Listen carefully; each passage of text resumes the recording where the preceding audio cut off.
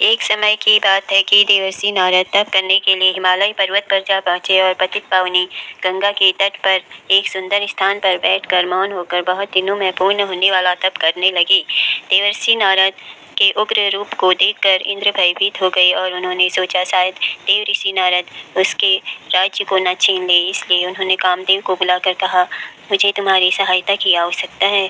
देव ऋषि नारद इस समय हिमाचल पर्वत पर गंगा जी के तट पर उग्र तप कर रहे हैं, कहीं वह मेरे राज्य को न ले ले, अतः आप तुरंत हिमालय पर्वत पर पहुंचकर उनके तप को खंडित कर दो।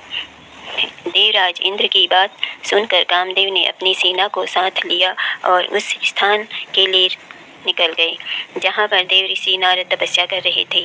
कामदेव ने वहाँ पहुंचकर अपनी माया द्वारा सुंदर बगीचों की रचना की। शीतल मंद सुगंध पवन चलने लगी, कोयल को करने लगी और मीठी मीठी बोलियां बोलने लगी, पक्षी चहचहाने लगी। फिर काम कला में प्रवीण अप्सराएं कामवर्धक नृत्य करने लगी, हाव भाव मिलित गीत सुचारू रूप से करने लगी। लेकिन देव ऋषि नारद की समाधि भंग नहीं हुई। इसमें देव ऋषि नारद जी की कोई बढ़ाई न थी, क्योंकि उस स्थान पर इससे पहले भगवान श्री शंकर जी ने उग्र तप कर चुके थे। यहीं पर भगवान श्री शंकर जी ने कामदेव को भस्म किया था। तब दयालु और कृपालु भगवान शंकर ने उसकी पत्नी रति का दुख सहन न कर सकने के कारण उनको पुनः जीवित कर दिया था।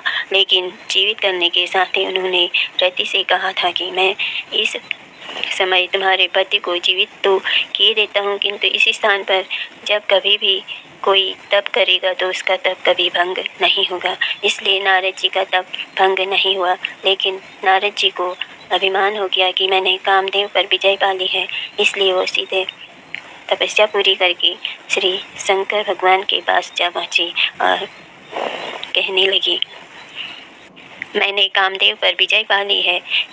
भगवान शंकर ने सारा समाचार सुनकर देवर्षि नारद से मुस्कुराते हुए कहा, ऋषिराज आप धन्य हैं, किंतु मेरी एक बात न भूलिएगा, कामदेव पर विजय पाने का समाचार जो कि आपने मुझे सुनाया है किसी और देवता को न सुनाइएगा। विशेषकर यह बात भगवान श्री विष्णु के पूछने पर भी उनसे न कहना।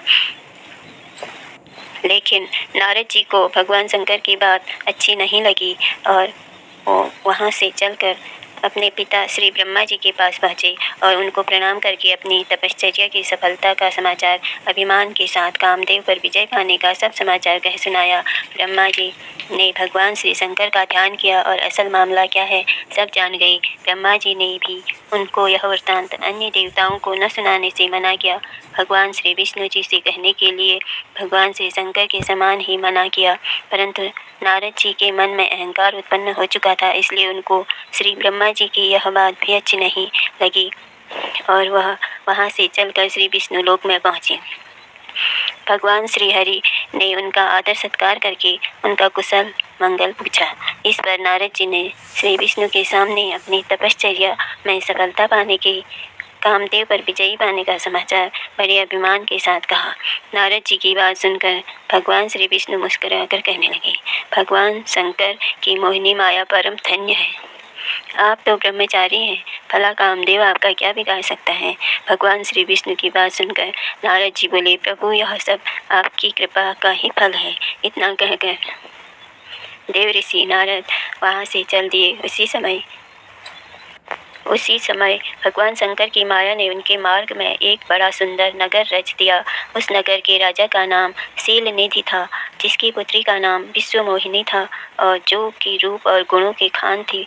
जहाँ कहीं अपनी इच्छा से घूमने वाले देव ऋषि नारद जब उस महानगरी में पहुँचे तो मालूम हुआ कि आज महाराजा शीलनिधि ने अपनी राजकुमारी विश्वमोहिनी का स्वयंवर रच रखा है और वहाँ पर उस दिन संसार के कोने कोने से राजा महाराजा आए हुए हैं। उस नगर में पहुँचकर जब देव ऋषि नारद ने स्वयंवर का समाचार सुना तो वह भी राजा के महल में जा पहुँचे। राजा ने श्री नारद जी का आदर सम्मान किया। राजा ने अपने सिंहासन पर से उठकर नतमस्तक होकर प्रणाम किया और अपने सिंहासन पर उनको बैठाया। राजकुमारी को बुलाकर उससे भी देव ऋषि के चरणों में प्रणाम करवाया। नारद जी राजकुमारी विश्वमोहिनी को देखते के साथ उस पर मोहित हो गई और उन्होंने उसके शरीर के लक्षण को देखकर जान लिया कि इस देव सुंदरी का वर अजर अमर अविनाशी होगा। राजा उसकी कन्या को आशीर्वाद देकर वहाँ से चल पड़े और चलते चलते सोचने लगे कि यदि मैं किसी प्रकार सुंदर और रूपवान होकर इस कन्या को वर लूँ तो कितना ही अच्छा हो जाएगा। ऐसा सोचकर उन्होंने तुरंत भगवान श्री विष्णु का ध्यान किया। ध्यान करने के साथ ही भगवान विष्णु प्रकट हो गए और देवर्षि श्री नारद जी का मतलब समझकर बोले, ऋषिराज, मैं आपके मन की बात भली भांति समझता हूँ। आप किसी बात की चिंता न करें। आप स्वयंवर में पधारें। जिस तरह एक उत्तम वैद्य रोगी की इच्छानुसार उसको औषधि नहीं देता, बल्कि उसका हित सोचकर ही उसे औषधि देता है, उसी प्रकार मैं भी आपका हित करूँगा। इतना कहकर भगवान श्री विष्णु अंतर्ध्यान हो गए। श्री नारद जी भगवान श्री विष्णु की बात का मतलब न समझ सके। भगवत इच्छा से नारद जी का समस्त शरीर तो भगवान विष्णु जैसा बन गया, लेकिन चेहरा बंदर जैसा बन गया। लेकिन देव ऋषि इस भेद को न जान सके और स्वयंवर में आकर राजाओं और महाराजाओं के मध्य में आकर बैठ गई। उनको दृढ़ विश्वास था कि विश्व मोहिनी उनके ही गले में जयमाला डालेगी। अब भगवान ने नारद जी को जो रूप दिया था, वानर रूप दिया था, वह रूप केवल राजकुमारी ही देख सकती थी। बाकी सब लोगों को उनका वास्तविक रूप ही दिखाई देता था। जिस समय राजकुमारी ने पंडाल में प्रवेश किया तो नारद जी अपनी जगह से बार बार उठकर उसकी ओर देखने लगे।